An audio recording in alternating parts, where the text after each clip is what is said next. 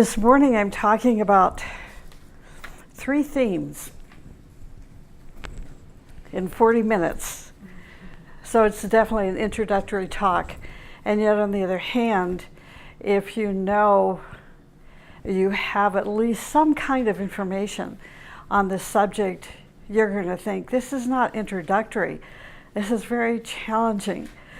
You'll see what I mean later. So this morning I'm going to be talking about first of all, the continuity of life, and then continuity of consciousness, and also death.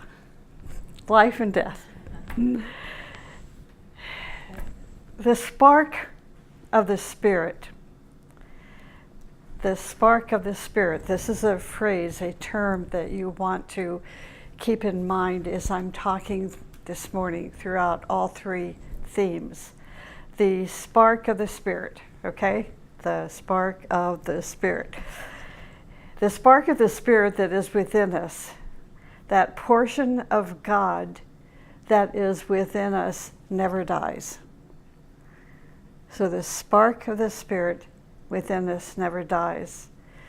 The spark of the spirit is perpetual. It is endless, and it is continuous. It continuously creates bodies through which it experiences life. This is another point that's really important to understand, and it will help you understand the whole 3 themes of the talk this morning, that the spark continuously creates bodies through which it experiences life. Okay. Now, the word continuously is a key component to our understanding about the continuity of life. To recognize and deeply understand that as a soul, life is continuous. Now, for most of us, we're thinking, well, I know these things. But the majority of humanity does not. They've not been taught these things. Sometimes instinctively we know it, or at some point life brings us an experience that's so shocking that all of a sudden you realize life is continuous. And that's the most beautiful moment. But let's say at this point you have no knowledge of this, so this might be your introduction, or the first concept or idea that you've ever heard, that life is continuous. So if that is the case, welcome on board, and you're taking your first step on the journey of life, the true journey of life, because life is continuous. So even between the in-breath and the out-breath cycles of life, between the night and days of life, between Pralaya and Manvantara, there is always life. Now I'm getting into Theosophy. Theosophy was one of the first teachings in the Ageless Wisdom that began to tell modern day society about the in-breath and the out-breath, about the night cycle and the day cycle, trying to help us understand life is continuous. So it is during what's called the Pralaya period, as taught in the Secret Doctrine, and during the night cycles of life, we are assured that there is still life. So even in the night life, the in-breath, there is still life, even if it is a bit abstract. Esoteric students learn about the continuous process of life. How do we learn? We learn from those teachers and sages who gave humanity the Ageless Wisdom teaching. Teachers like H.P. Blavatsky, the saints of, well, I'm calling it, not saints, they are the sages of the Agni Yoga teaching and the sages of the Trans-Himalayan teachings. They gave us the mystery of life. They taught us about the continuity of life, about life after life after life. In other words, they taught us about reincarnation. They gave us the history of root races, the history of schemes and chains and globes of life from millions of years ago through into the future, to help us learn about and understand about the continuity of life. If you've ever visited Arizona and you've gone to the Grand Canyon, you'll have that momentary experience about the continuity of life. If you've ever studied geology, if you've ever taken geological trips, researching about the periods in geology where we find life from millions of years ago, then it begins to challenge you to really think for yourself, not to read books or Holy Scripture that says life is 4,000 years old. When you see a dinosaur bone that's millions of years old, how can you say, oh, it's only 4,000 years ago or old? You cannot anymore. And science is here to help us understand that.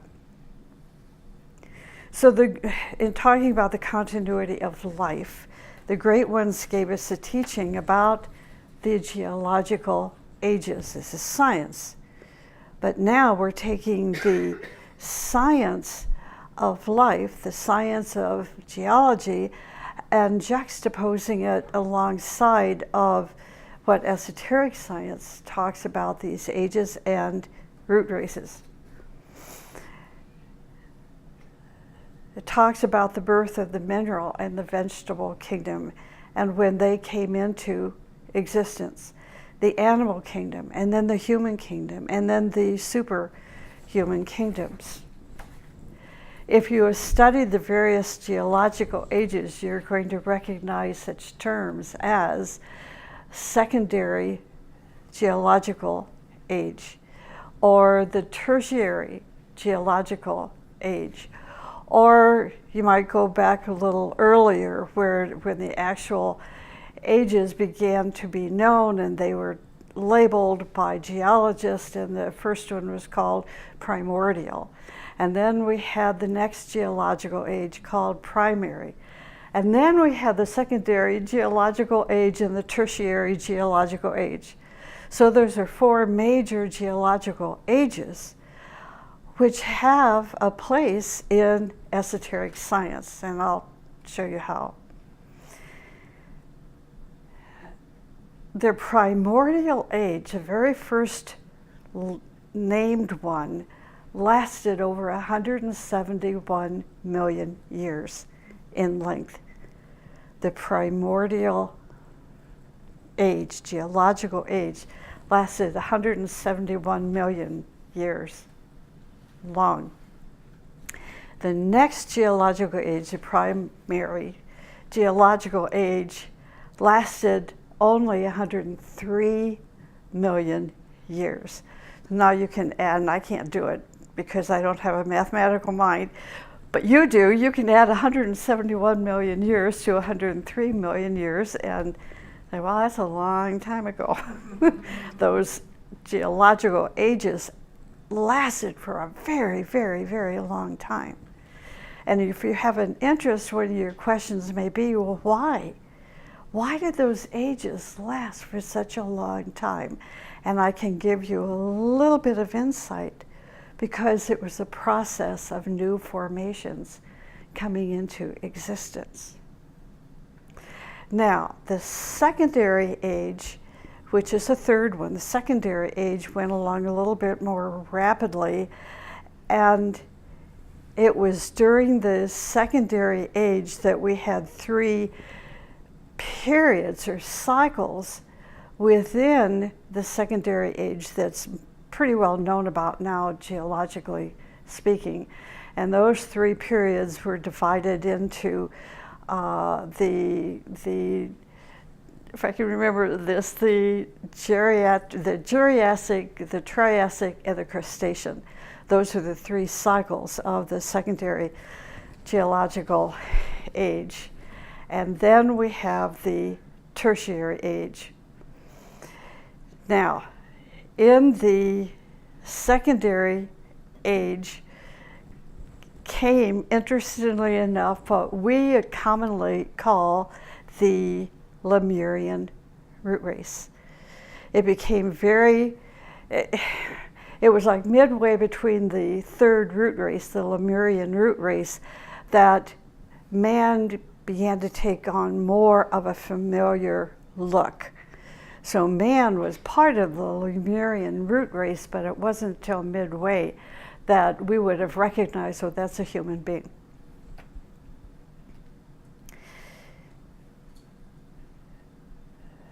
It was during the tertiary age, we have a breakdown of 3 cycles. And these 3 cycles are called the Eocene, that was the oldest age. And then we have the Miocene, and then we have the Pliocene. Actually, we also have one other, the most recent age that we're in now, or cycle, is called the Pleistocene. So we have the Eocene, the Miocene, the Pliocene, and the Pleistocene, covering only 7,360,000 years. Do you see how that time span is getting shorter and shorter? So we were going from 171 million years in length to 7,360,000 years. So this Lemurian root race, the 3rd root race, actually goes back into from my research, it goes back into the Triassic, which is the oldest age of the secondary geological cycle. Again, it's the Triassic, Jurassic, and Cretaceous. And so it was that tertiary, the Triassic, I keep mixing these up. So it was actually the Triassic, that first cycle of the secondary geological age, where the Lemurian root race came in and then disappeared. And as my studies have revealed, and I still have a long ways to go here, but I talked about this in class Wednesday night. I was watching a video with my son about Australia, and they were talking about what I believe to be a hybrid race of the Lemurian root race, because there are only like 350 beings left on this Tasmania island in Australia. And so I know some where the Aborigines come in here, but it doesn't really make any difference because, in my opinion, this is a hybrid race that was left from the 3rd root race. So there's a few beings out there. Now we have the Atlantean root race that came into the tertiary geological age about 3.5 to 4 million years ago. The Atlantean race pretty much decimated itself at the great cataclysms in the midway of the Miocene, what they call the Miocene cataclysm. I know this may be boring, but I'm so excited with it. Why? Because it tells us about the continuity of life. And if you study the secret doctrine, if you study about the root races as they came into existence, you can see the whole continuity of life. And so these root races were pretty much left out of your books on geology and religion and so forth. It's only in the esoteric teachings that you can find such specific information. So the 4th root race, we know as the Atlantean root race, was born millions of years ago and perished during the Miocene period. But when we talk about perished, it didn't mean that life ended, because there are still seeds of life from the Atlantean root race that were germinated and came into the next root race, the fifth root race, which is what we are now today, the fifth root race. It's called the Aryan root race, that began about 1 million years ago. So we're more than 4,000 years old. Another consideration, which I found very interesting in the teaching, that present-day humanity, 3/5 of present-day humanity is on the path of initiation. 3/5 of humanity. 2/5 are not, and those 2/5 are people, entities that are totally focused in the astral body, the astral plane, and most likely will be transferred over to another planetary scheme, which is going to provide an adequate place for them to be nurtured. Okay, so that's the continuity of life. Now, if you're watching this on YouTube and you're not interested, you can just fast forward. The rest of us have to sit here and listen. Okay. Death. Death and the continuity of consciousness. The first death that we're all familiar with is the death of the physical body. When our physical body becomes sick, the elements that are forming our physical body begin to disintegrate. When we become sick, the elements that are forming our physical body begin to disintegrate. And when the person leaves their physical body, we say that person died. They passed away. They're done. And we start crying. I mean, we do, you know, even if we know the teaching, we still cry. However, this is not a true death, because the spirit, the spark of the spirit, continues to live. The next part of death is what is called the cleavage of consciousness. The cleavage of consciousness. This is another part of the whole process of understanding what death is that you might want to investigate, to understand what is a cleavage and what is a cleavage of consciousness. In essence, the cleavage of consciousness is a cut-off consciousness. There's a part of your consciousness that is now cut off from life. When we study in the teaching or hear somebody, usually a teacher will say, well, that person has a mental cleavage. That means that there is a part of their brain, a part of their life that is not connected to their soul.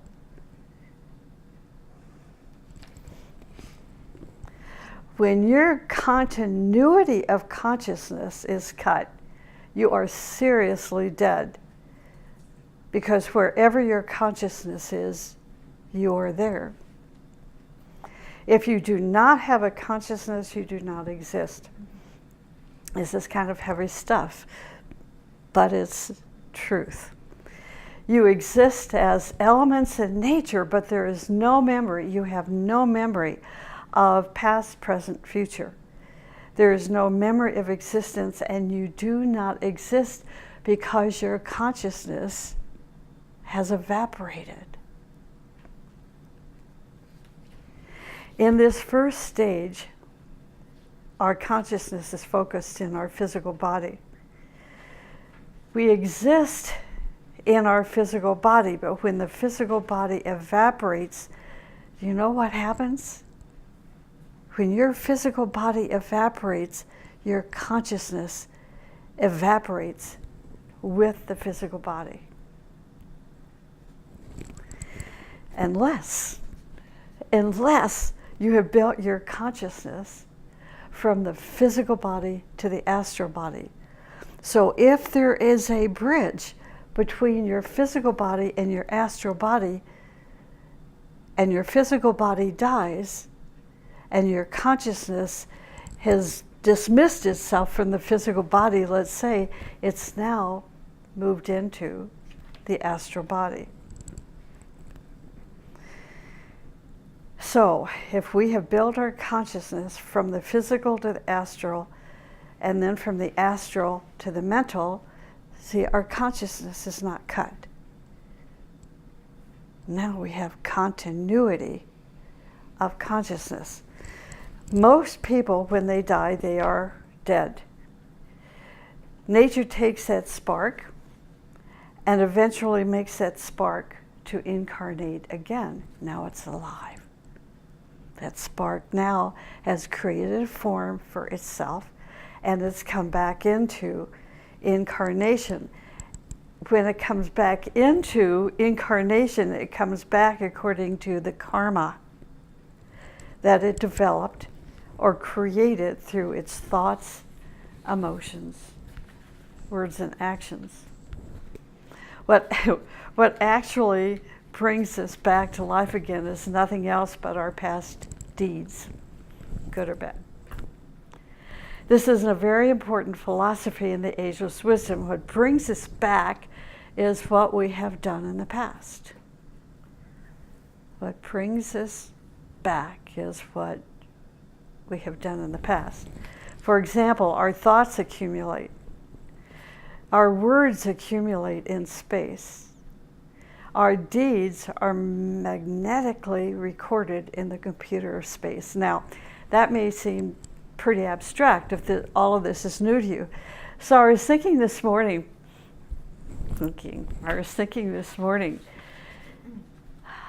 because I had to review this talk. I mean, I so know about these geological ages and the root races and so forth all in my head.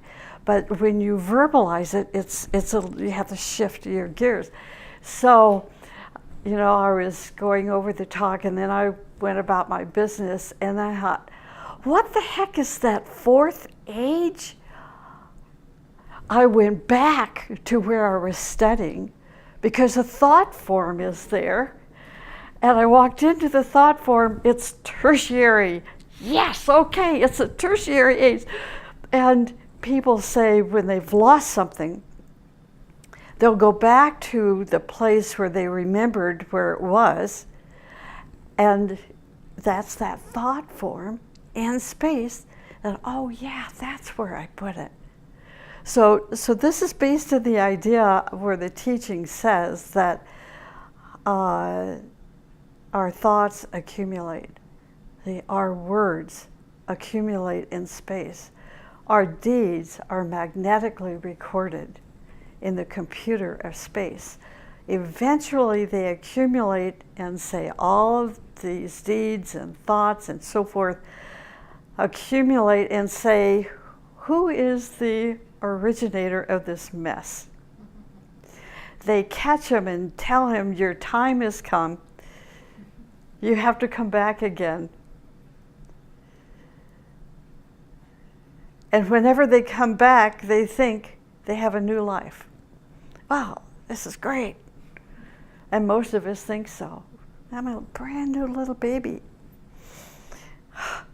We think that we're just born because we do not have a memory yet of the past. Our consciousness is cut. One of the greatest labors that a human being must start doing is to build continuity of consciousness. It's like when people say, start talking about their dreams, and that we've been talking about the last 3 or 4 Sundays. And some people say, I don't remember my dreams.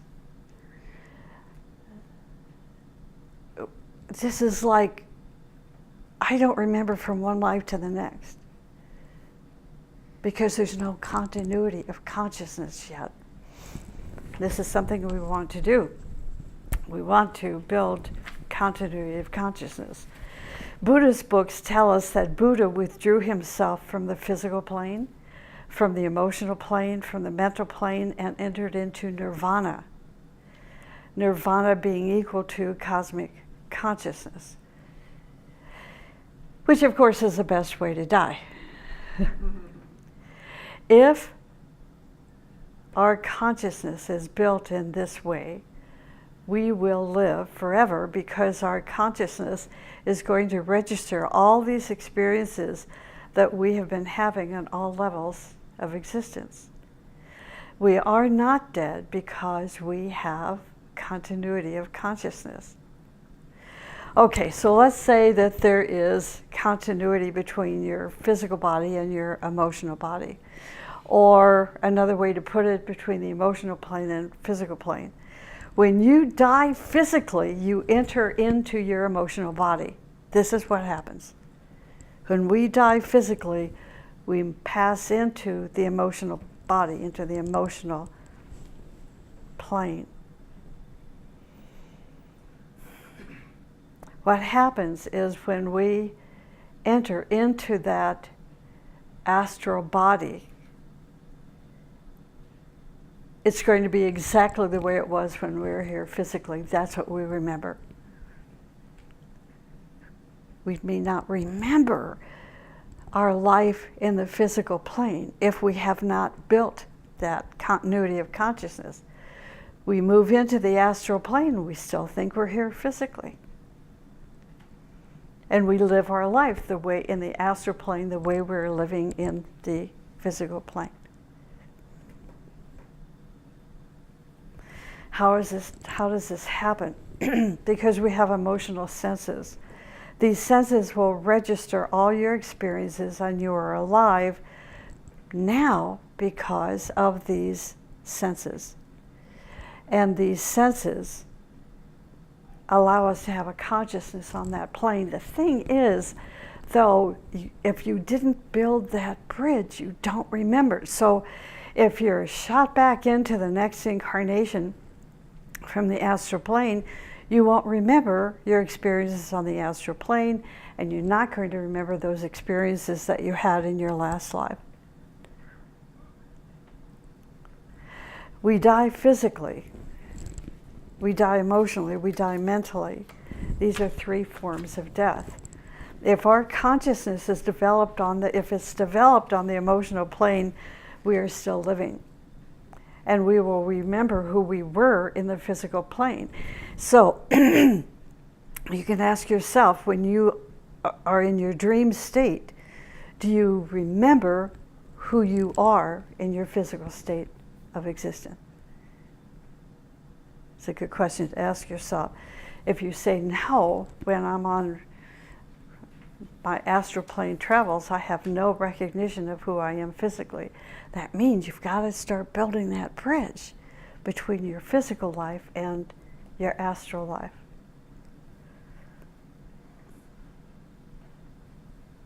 We are still living, and we will remember who we were in the physical plane and who we are now. The exact same spirit, the same spirit living now in the purest consciousness in the astral plane. Now suppose you have not built continuity of consciousness between your astral and mental planes. When your astral body dies, you are dead because you do not have expansion of consciousness to the next level. This is what we call the second death. Life energies will take you to the astral plane or whatever level, and then bring you back into incarnation with the karma that you have produced. Karma, then, it is karma that decides your father, your mother, your location, your language, your origin, your religion. Your computer of life calculates and says you're going to be born here or there, and you are born. The third kind of death is the death of the soul. So the question is, if the spirit never dies, then how does the soul die? The soul is an identification, an identity on the line of spirit. that thread of spirit. For example, we have a thread. We make a knot on that thread. That knot on the thread represents the soul. It represents that life of spirit, the thread of spirit. So that knot on the thread of the spirit is a moment in time that's recorded in your chalice. You exist because of that knot, the symbolism of that knot. You exist. You exist as an individual in this name or that name, but if you cannot make that knot, then you do not exist. You're not yet an individual. If you were here last Sunday, or if you, it's not on YouTube.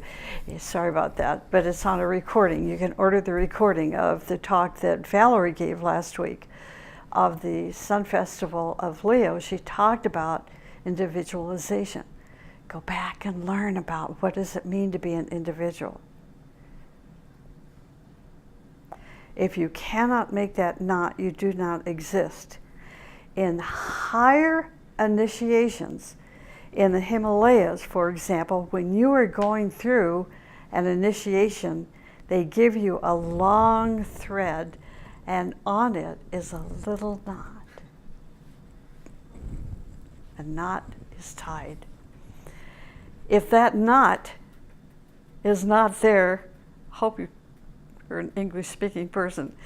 If that knot is not there,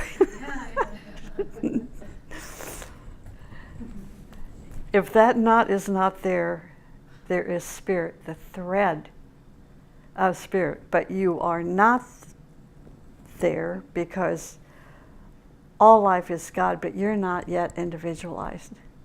So you are still part of this thread of spirit, but you're not individualized yet. The whole purpose of life is to make us individuals, to be perfect as our Father in heaven is perfect. So how do souls die? The soul dies when continuously for 7 or 77 lives, he becomes a slave of evil. The soul becomes destructive, like Hitler, like Stalin, like Nero. These kinds of people dissolve in space. Isn't that interesting? Their individuality is finished. They never can incarnate as individuals. Each one, just like a bubble, is lost in the ocean, and the bubble no longer exists.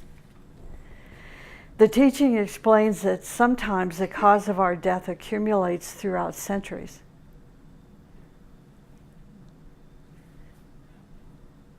Sometimes the cause of our death accumulates throughout centuries. For example, in many, many lives you are following evil, separatism, hatred, treason, slander, anger, or even the rejection of truth. If you are acting, this is so darn serious.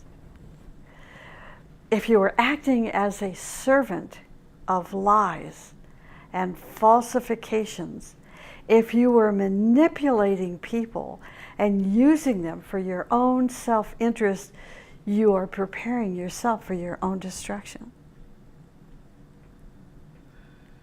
Everything that we do against our own conscience, everything we do against reality, love, beauty, freedom, and joy are combustible materials, flammable materials. They accumulate in our bodies, and when we are in the astral or the mental plane, they explode. And our individuality dissolves in the chaos of forces. So these are the major deaths. Now, how do we die? There are 3 ways that we die. First, by not developing continuity of consciousness. Those people who are not doing meditation, those people who are not thinking in the right way or praying, or contemplating or transforming their own life and creating transfiguration in their nature are in danger of destroying their continuity of consciousness. They are just as the Bible says, they sleep in a dreamless sleep. They no longer exist. It is a deep sleep, for they are not dreaming.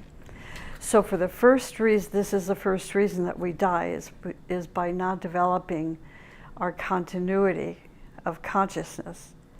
And instead, we are running after physical, emotional, and mental pleasures, being greedy, being materialistic, and causing suffering to others. There are lots of advanced teachings about this. For example, there are disciples, not about that. Now, we're stepping into a more happier phase of the talk this morning. This is our hope, okay? There are disciples who sleep and travel. When their physical body is sleeping, they travel to higher spheres and learn in the ashrams. This is why we did the meditation that we did this morning, to learn about what is it. At least if you've never experienced it, you know, and other people have experienced going to these ashrams. And if you use that meditation on a daily or 3 or 4 times a month, this meditation will teach you how to leave your physical body, build that continuity of consciousness, and go to the ashram. Or at least to go to these wonderful study groups that are taking place on the mental plane and meeting with teachers there, which ultimately leads you to the ashram, which ultimately introduces you to your master.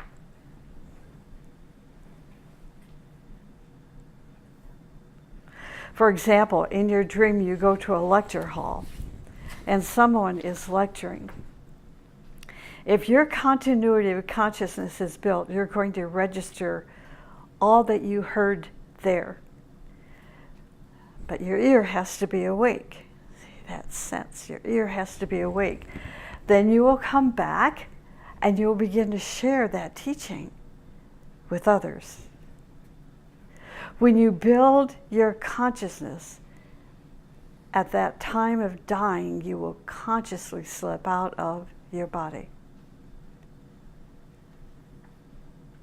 Now, how important is it that before you die, you get busy and build your continuity of consciousness? Some people say, I don't care. But if you're watching this YouTube and you're here, I know you care. I know we care. We must build it. There's no difference between the death of an animal and an unconscious person. They disappear. These are hard words to accept. And I'm sure by now some of you who are watching the YouTube will have deleted it. I don't care. You know, this is what I believe in, and this is the teaching. So from now on, we are going to start building the continuity of consciousness, starting with meditation, right thinking, right speech, harmlessness. Some people say, I cannot meditate. I understand that. There are certain people who should not meditate.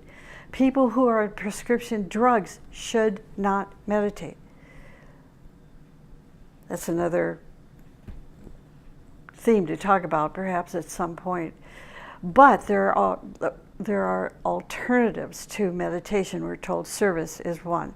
And then these other points, right thinking, right speech, living a beautiful life based on love and forgiveness and gratitude. So if you are unable to meditate because of your health or because of prescription drugs that you are on, or because you are doing recreational drugs, then you cannot meditate safely. But you can begin to live your life with right thinking, right speech, harmlessness, living a beautiful life, being more loving and forgiving, and daily be grateful. All of these things are building stones or lines for your continuity of consciousness. The second reason that we die, in the Bible it is called sin, but in the Ageless Wisdom it is called separatism.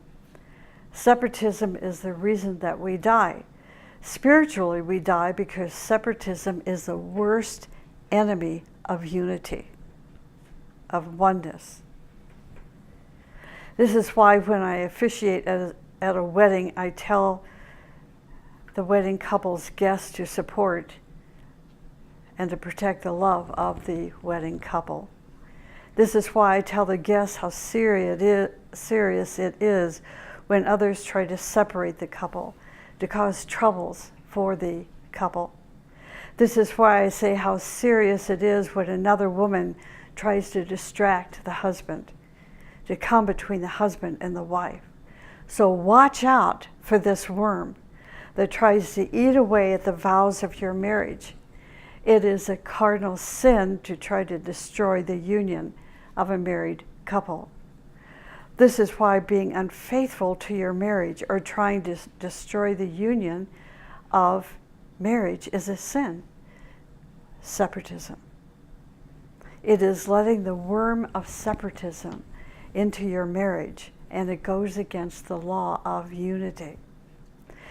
Spiritually, we die because separatism is the worst enemy of unity, of oneness. I see this happen in groups, even spiritual groups. A worm comes into the group to cast doubt, depression, to fish members away from that group. That dark spark will subtly cast various doubts about the leader of that group, about the teachings of that group, about certain key members of that group, until soon a cancer appears and people are sick with doubt about one another and about their path, about the teaching. The worm, unnoticed, gets into that beautiful group and begins to find ways and means to build separatism, most generally starting with the seeds of doubt. This worm, concealed by a smile and politeness, ceaselessly tunnels its way through the group and begins to harm the vision of the leader and undermines the leader's labor, gradually undermines all their work and psychic energy if that worm is not removed. In Agni Yoga, the Great One tells us, quote, "Thus out of an insignificant worm grows the most frightful dragon." If you search the teaching, you will see that there was the Lemurian root race that had reached the highest degree of civilization and culture. Later, their culture went into the Atlantean race. As a whole, the Atlantis continent sank.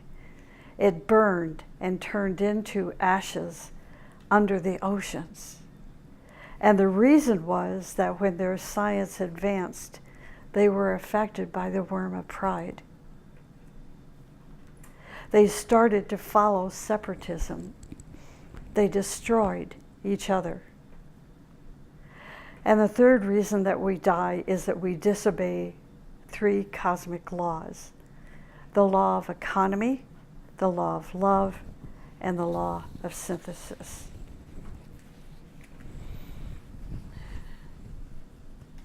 So we'll learn more about that at some point